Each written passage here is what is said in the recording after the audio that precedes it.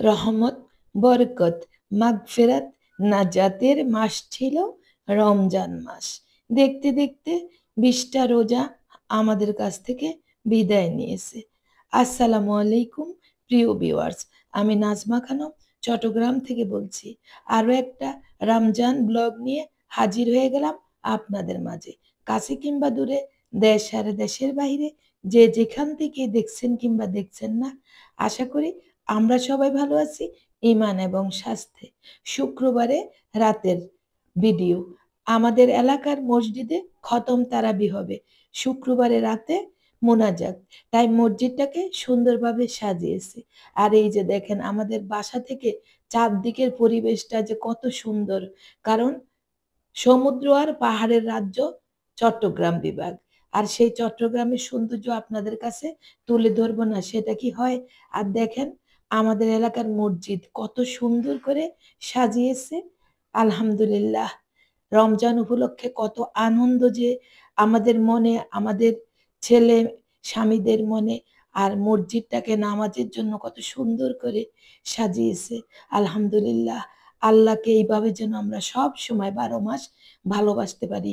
আল্লাহ পাক যেন আমাদেরকে এভাবেই সব সময় আল্লাহর হুকুম হাকাম মেনে চলতে পারি, সেই তৌফিক যেন দান করে। অমা তৌফিকি ইল্লা বিল্লাহ। যারা আমার আজকের ভিডিওটা ফেসবুক থেকে দেখছেন, চাইলে আমার পেজ ফলো করে রাখতে পারেন। আর যারা ইউটিউব থেকে দেখছেন, আপনাদের সবার জন্য অসংখ্য ধন্যবাদ। যারা নতুন জয়েন করেছেন, আপনারাও চাইলে আমার চ্যানেল সাবস্ক্রাইব করে বেল বাটন অন করে রাখতে পারেন। আর যারা আমার ভিডিও দেখে সুন্দর সুন্দর কমেন্ট করো, আমাকে ভালোবাসা দাও, সাপোর্ট দাও। আর তোমাদের ভালোবাসাই আমার ভিডিও তৈরি করার কাজের অনুপ্রেরণা। আশা করি সবসময় তোমরা আমার পাশে এভাবেই থাকবে আমাকে ভালোবাসা দিয়ে। একটু একটু গরম পড়ে, তাই শরবতের সাথে একটু ঠান্ডা পানি খাই, গলাটা বসে গিয়েছে, ক্ষমা সুন্দর দৃষ্টিতে দেখবে। যাক, আমাদের বাসা থেকে রাতের সৌন্দর্য দেখালাম। আর কিছু হাঁড়ি কিনেছিলাম নন স্টিকের, সেগুলো তোমাদের সাথে শেয়ার করলাম। আগেও শেয়ার করেছিলাম, এখন সেট করার পর শেয়ার করলাম। কেমন হয়েছে কমেন্ট করে জানাবা। আর এদিকে কিছু ফল এসেছে। রমজানে ইফতারের সময় ঝাল ভাজা পোড়ার সাথে যদি একটু ফল খাওয়া যায়, তাহলে শরীরের যে ঘাটতি থাকে সেটা পূরণ হয়। কারণ তেলের ভাজা পোড়া খেলে না আমার শরীরটা খুব জ্বালা পোড়া করে, চোখ জ্বালা পোড়া করে, ঘুম কম হয়।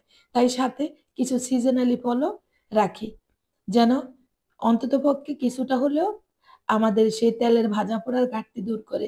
আর আমরা বাঙালি মুখরোচক খাবার কি ছাড়া আমাদের চলেই না। আর রমজান আসলে ইফতার টেবিলে তো আমার বাসায় নানান পদের ইফতার না হলে চলেই না। অনেক আপু ভাইয়াদেরকে দেখি ভাত বা বিভিন্ন রকম জিনিস মাঝে মাঝে খায়, কিন্তু আমার বাসার সবাইকে এই কথাটা আমি বলতে পারি না। ওরা বলে একটা মাসই তো রমজান মাস, এই একটা মাসে আমরা ইফতার টেবিলে একটু আপনার হাতের রেসিপিগুলো খাই, তাও আবার এই ভাত বা বিরিয়ানির কথা বলে বন্ধ করেন কেন? আসলে ওরা অভ্যস্ত না, আর আমিও অভ্যস্ত না। যাই হোক, ফলগুলো সব বের করে নিলাম, গুছিয়ে নিলাম সবকিছু। আর ওই যে হাঁড়িগুলি দেখিয়েছি, এখন এগুলো আমার মেয়ের বাসায় রেখেছি, কারণ আমরা তো মা মেয়ে একই জায়গায় আছি। দুই বাসার ভিডিওই আপনাদের সাথে আমি শেয়ার করি। আর এদিকে আমি কিছু সবজি বাজারে এনেছি। রমজান মাস ধনিয়া পাতা, কাঁচামরিচ সব কিছুই কিন্তু লাগে, কারণ ওই যে ইফতার রেসিপি তৈরি করতে বেশি বেশি লাগে। আর এদিকে কিছু দেশি মুরগিও এনেছি, মুরগিগুলো খুবই ভালো পড়েছে।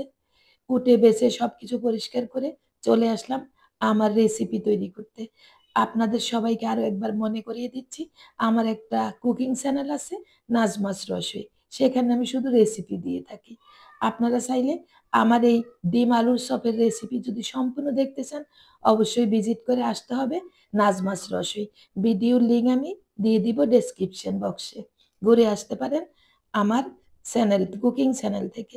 এই যে আমি ফ্রোজেন করে রাখছি আলুর চপ, কিছু ভেজে নিব। 2-3 দিনের আলুর চপ আমি বানিয়ে বানিয়ে এভাবে ফ্রোজেন করে রাখি। আর এদিকে আমি কি তৈরি করলাম জানো প্রিয় ভিউয়ার্স? এগুলো হচ্ছে চিকেনের বুকের মাংস দিয়ে আমি চিকেন পপকর্ন বানিয়েছি। ঝটপট একটা রেসিপি, বাচ্চারা খেতে খুবই বেশি পছন্দ করে। একদম সসের মধ্যে দিয়ে দিয়ে খেয়ে নেয় সবাই, একদম ক্রিস্পি হয়, একদম বিস্কিটের মতো। আমারও খুব পছন্দ। বানাতে কিন্তু একদম সহজ। অবশ্যই রেসিপি আমার পেজে আমার চ্যানেলে পেয়ে যাবা। যাই হোক, এই যে এখন আমি পেঁয়াজও ভেজে নিচ্ছি। আর রমজান মাস মানেই পেঁয়াজুর মাস। আর রমজান মাস হচ্ছে আমাদের পেঁয়াজুর মাস কি বলবো, যে প্রত্যেকটা দিন পেঁয়াজু, আলু সব বেগুনি থাকতেই হবে। আর এই যে চিকেন ফ্রাই সেটাও। যাই হোক, আলহামদুলিল্লাহ আল্লাহর নেয়ামত অনেক কিছু খাচ্ছি। কিন্তু আমার ফিলিস্তিনি ভাই বোনদের সন্তানদের মুখের দিকে তাকালে কোনো খাবার-দাবার কোনো কিছুই ভালো লাগে না। মন চায় কেন খাচ্ছি, কেন খাই? আমার ফিলিস্তিনি মুসলিম ভাইয়েরা না খেয়ে বোমা হামলায় ক্ষত-বিক্ষত হয়ে মারা যাচ্ছে। আসলে আমরা বড় অসহায়, নিরুপায়, কিছু করার নাই আমাদের। শুধু দোয়া করি, হে রব, হে রব্বুল আলামিন, হে মাবুদ, হে মওলা, তুমি কেন মুসলমানের উপরে এই নির্যাতন হচ্ছে? তুমি কেন ঠেকাচ্ছ না তাদেরকে? আমার তো আমার জায়গা থেকে কোনো শক্তি নাই। তুমি সমস্ত মুসলিম উম্মাহকে এক করে দাও। ইহুদিদের হাত থেকে আমাদের মুসলিম উম্মাহকে হেফাজত করো। সবাই দোয়া করবেন। আর এই যে কথা বলতে, বলতে রাতের জন্য ঝাল গরুর মাংস রান্না করে নিয়েছি। কারণ আমার কোনো কিছুই না খেতে ভালো লাগে না মুখে। সারাদিন রোজা রাখার পর। আর শরবতে আজকে ট্যাঙের শরবত করব না, আজ করব দই দিয়ে লাচ্ছি। আর সেই লাচ্ছিটা বানানোর জন্য আমার নতুন একটা ব্লেন্ডার মেশিন আমি নিয়েছি। আজ ১ম এ যে বিসমিল্লাহ বলে আমার নতুন ব্লেন্ডার মেশিনে আমি দই দিয়ে লাচ্ছি বানাবো। আসলে ইফতারিতে যদি একটু লাচ্ছি খাওয়া যায়, শরীরের জ্বালা-পোড়া বা পেটের মধ্যে একটা জ্বালা থাকে সারাদিন না খেয়ে থাকার পর, আবার এই যে ভাজা-পোড়া খাই তার জন্য আমার মনে হয় আমার কাছে এই লাচ্ছিটা খেলে না একটু শান্তি লাগে। তাই এটা আমি ২-১ দিন পরই করতে চেষ্টা করি। অনেকগুলো দই দিলাম, তার সাথে কিছু চিনি দিলাম, আর দিয়ে দিলাম আমি পানি। একটু ঠান্ডা পানি দিয়েছি। আর যারা চিনি খেতে চান না বা চিনি পছন্দ করেন না, এভয়েড করতে পারেন চিনি। তবে আমার বাসায় কেউ আবার একটু মিষ্টি খেতে চায়, কেউ আবার কম মিষ্টি খেতে চায়।